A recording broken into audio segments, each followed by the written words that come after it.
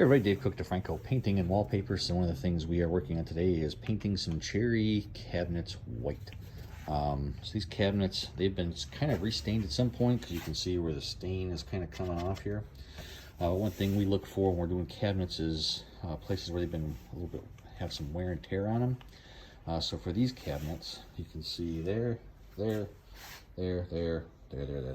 all those pink spots are actually horizontal lines, because this is a pantry door. So either the doors were opened, when they opened, they went into the door, or someone took the door and closed it and used the door to close it and they gouge it.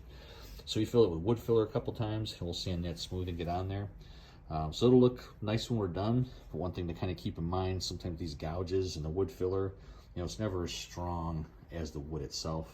And without drilling holes and really getting cosmetic in here and making all these micro changes to the wood, this is never going to be as strong as the original wood. So even though we can repair it, one thing to keep in mind is sometimes those little gouges that are on there, they're thin. I mean, they're tiny.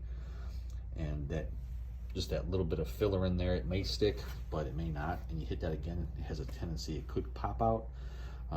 We've actually taken and put small little pieces of wood lath in here, so that way the drawers are actually sliding on here versus hitting the door. So that's a different option you could do to fix your doors if that's something you're doing yourself.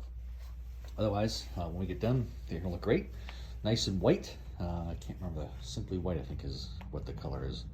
So that's what we are working on for this week. If you got questions on painting your cherry or wood cabinet doors, I'd love to hear how we can help you out with that project at DeFranco Painting and Wallpaper. We're here to help you love the space you're in.